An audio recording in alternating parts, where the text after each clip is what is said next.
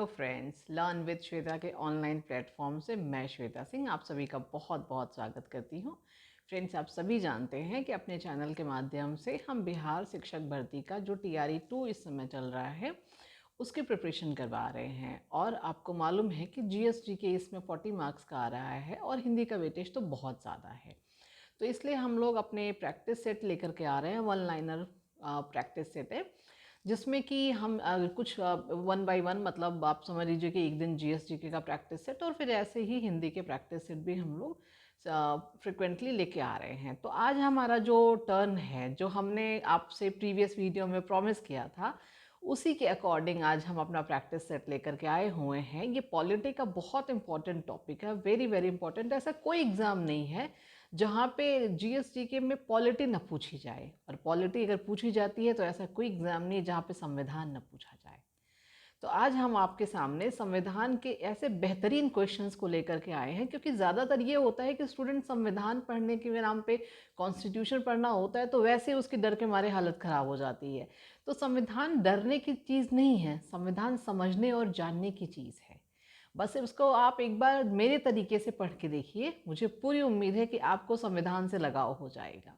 आपका कॉन्स्टिट्यूशन है, आपके देश का कॉन्स्टिट्यूशन है, तो आपको ये बाय हार्ट तो होना ही चाहिए, प्लस आप इसकी भाषा को भी समझिए तो आपको बहुत अच्छा लगेगा। और साथ में एग्ज़ाम में बिना इसके सिलेक्शन भी पॉसिबल नहीं है। तो कुल मिलाकर के हर तरह से ये आपके लिए बहुत फ्रूटफुल और यूज़फुल है। और साथ ही साथ में सिलेक्शन की जो हमारी सफलता की जो सीढ़ी है, उसके लिए तो ये बहुत ही ज़रूरी है। मैंने आपसे एक बार पहले भी कहा था कि आप अपने आप को इस हद तक मोटिवेट कीजिए, अपना पागलपन पढ़ाई के प्रति आप इस हद तक बनाइए कि जिस भी एग्ज़ाम में आप बैठते हैं उसका जॉइनिंग लेटर आपके घर आना ही आना चाहिए।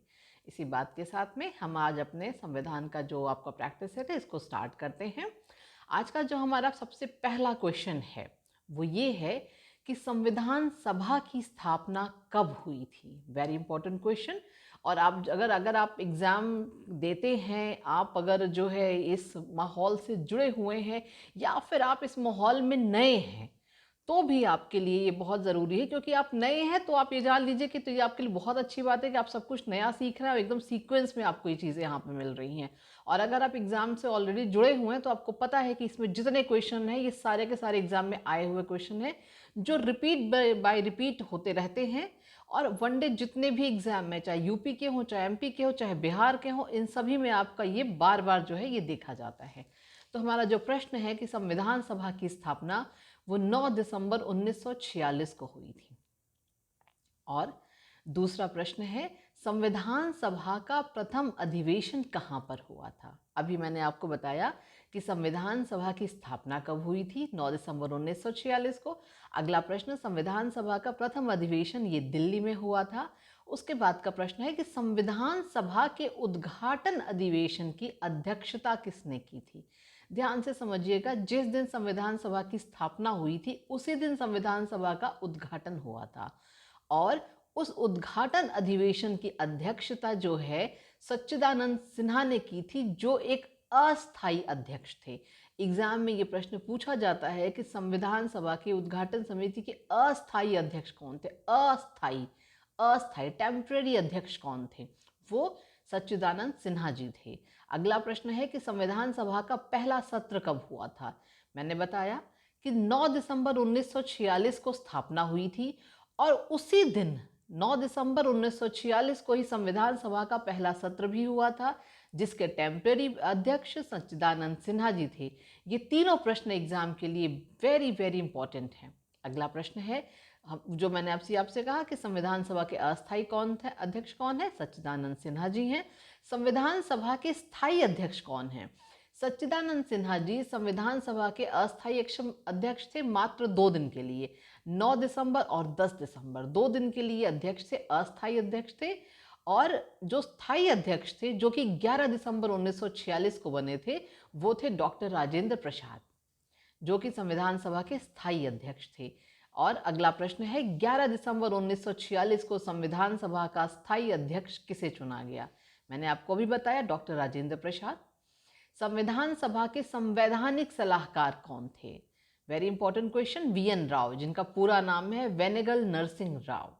अगला प्रश्न है, संविधान सभा की प्रारूप समिति, कहीं कहीं इसको प्रारूप समिति के नाम से पूछा जाता है, कई बार ड्राफ्ट कमेटी के नाम से पूछा जाता है और कई बार मसौदा समिति के नाम से भी पूछा जाता है।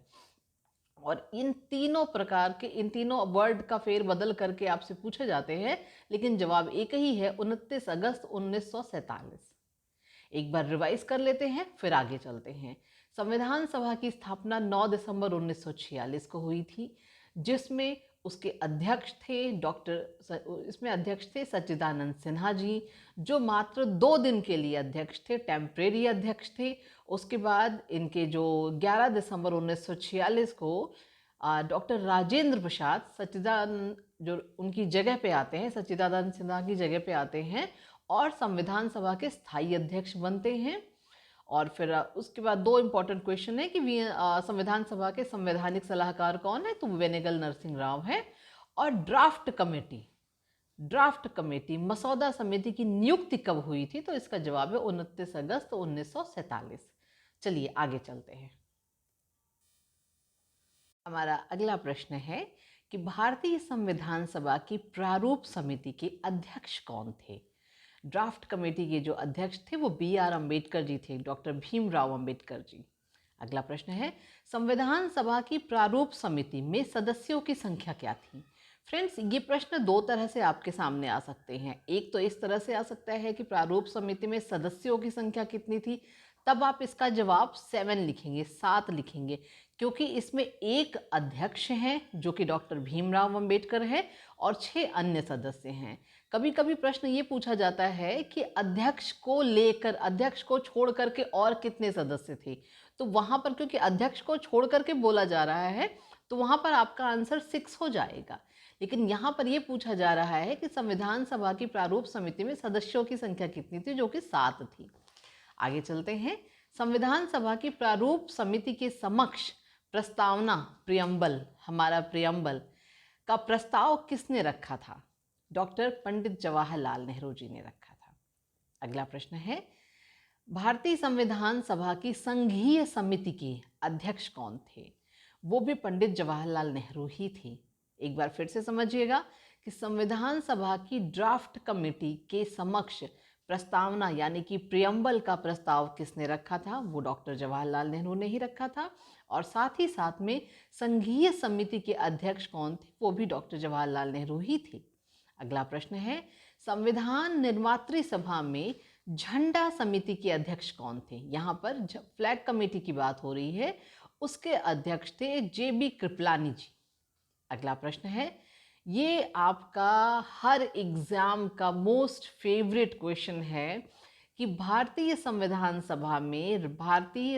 सभा में भारतीय राष्ट्रीय ध्वज की रूपरेखा को अंगीकार किया गया था। ये डेट याद रखिएगा दोस्तों, ये ऐसी डेट है जो आपके सामने बार बार आती है और इसको ऐसे याद कीजिएगा, अगर ये प्रश्न आता है तो आपका कभी भी गलत नहीं होना चाहिए।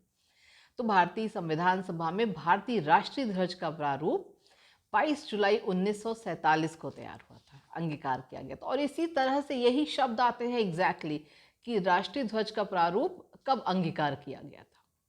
अगला प्रश्न है, संविधान सभा द्वारा अंतिम रूप से पारित संविधान में कुल कितने अनुच्छेद और अनुसूचियां थे।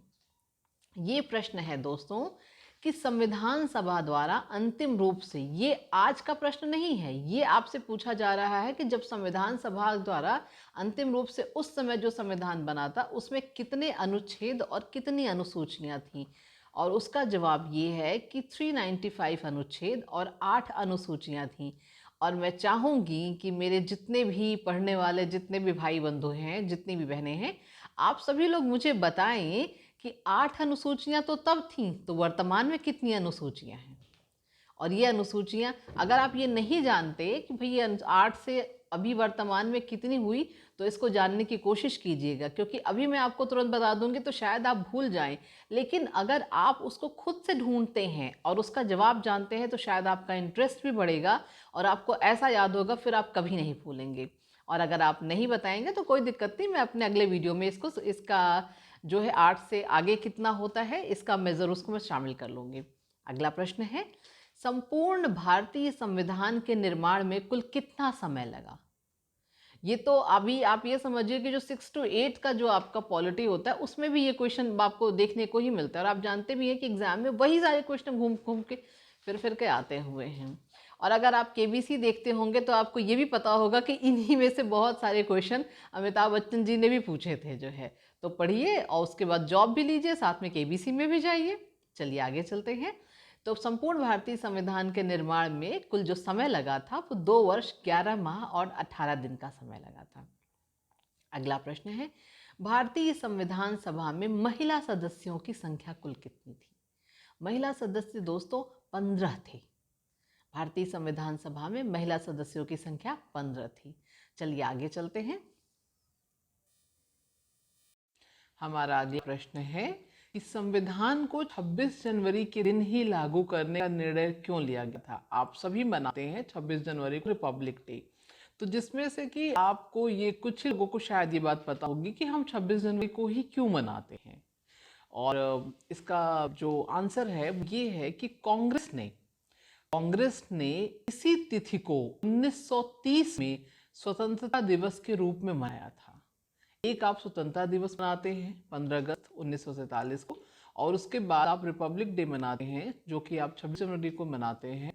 तो ये इसलिए मनाते हैं क्योंकि कांग्रेस ने 1930 में इसको स्वतंत्रता दिवस के रूप में मनाया गया था। इसीलिए तिथि तय की गई थी कि भारत का संविधान 26 जनवरी को लागू कर दिया जाए। अगला प्रश्न है, भारतीय संविधान के किस भाग को उसकी आत्मा की आख्या दी गई है?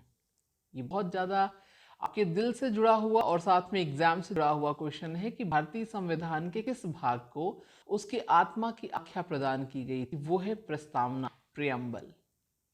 आगे चलते हैं। वर्तमान समय में भारतीय संविधान में कुल कितनी अनुसूचियां हैं? 12। अभी मैंने पीछे प्रश्न पूछा था कि जब संविधान बना था तब कितने अनुच्छेद और अनुसूचियां थी, वहां पर आपने पढ़ा था 8 अनुसूची। और अभी ये प्रश्न आपके सामने आता है कि वर्तमान समय में भारतीय संविधान में कुल कितनी अनुसूचियां हैं? वो हैं 12 अनुसूचियां। तो इस बात का भी ध्यान रखिएगा कि अगर वर्तमान समय में पूछा जाता है तो आपको 12 जवाब देना है, और जब संविधान बना था अगर उस तरह का प्रश्न आता है तो आपको 8 अनुसूची का जवाब देना है। आगे चलते हैं। मौलिक अधिकार का प्रावधान किस देश से लिया गया? हमारा संविधान जब बना था फ्रेंड्स, इसमें बहुत सारी ऐसी चीजें हैं जो हमने कई देशों से ली थी।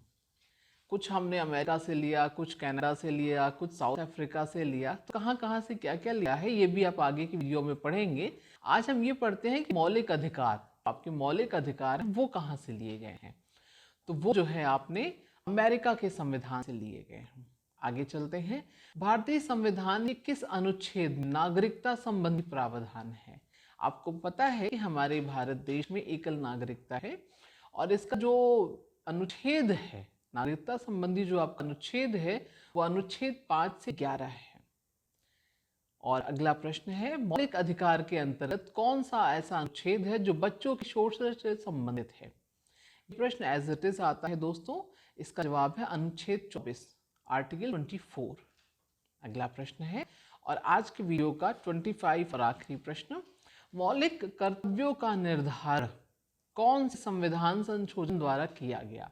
कि भाई आपने मौलिक अधिकार तो जता लिए कि भाई हमको ये अधिकार चाहिए, हमारा समानता का अधिकार, स्वतंत्रता का अधिकार, सब तमाम धर्म से रक्षा, तमाम अधिकार हमें चाहिए, लेकिन अधिकारों के साथ ही आपको कर्तव्य भी निभाने होते हैं। तो ये बाद में इंक्लूड हुआ था। यही प्रश्न है कि मौलिक कर्तव्यों का निर्धारण कौन से संविधान संशोधन में किया गया था? वो है 42वां संविधान संशोधन। लेकिन यहाँ पर एक प्रश्न आप लोगों के लिए फिर से बनता है कि 42वां संविधान संशोधन कौन से ईयर में हुआ था? शायद मैंने आपको बताया भी है। अब ये देखना है कि आपको याद कितना है। अगर नहीं याद है तो उसको देखिए, फिर से देखिए, और इसको बार बार देखिए और बार बार याद करिए, क्योंकि ये सब चीजें हैं दोस्तों वो एक बार में याद नहीं होती हैं। हाँ, अगर आपने इसको अच्छे से बार बार रिवाइज किया, बार बार रिपीट किया, तो ऐसी याद हो जाएंगे, फिर भूलेंगे भी नहीं कभी। तो इसलिए बार बार इनको पढ़ें, देखें। कुछ नहीं करते तो आप वीडियो ही चला दीजिए, वीडियो का बार बार आपके कानों पे आवाज जा रही है तो भी उससे बहुत बार याद हो जाता है। तो चलिए फिर आज अपना वीडियो का जो हमारे 25 मोस्ट इंपॉर्टेंट संविधान के क्वेश्चंस थे वो आप लोगों ने आज पढ़े, समझे। और अगर ये वीडियो आपको किसी भी तरह से हेल्पफुल है, आप ये वीडियो आपके थोड़े से भी काम आता है, तो लाइक शेयर सब्सक्राइब करना बिल्कुल मत भूलिएगा, बेल आइकन का बटन जरूर दबाइएगा। और मैं आने वाले समय में मैं हिंदी और जीएस जीके के ऐसे धमाकेदार प्रैक्टिस सेट आपको लेकर के आऊंगी कि आपको पढ़ने में और हम मुझको पढ़ने में मजा आ जाएगा। वीडियो अगर पसंद आई हो तो लाइक शेयर सब्सक्राइब जरूर कीजिएगा। चलिए मिलते हैं अगली वीडियो में। Thanks for watching my video. Thank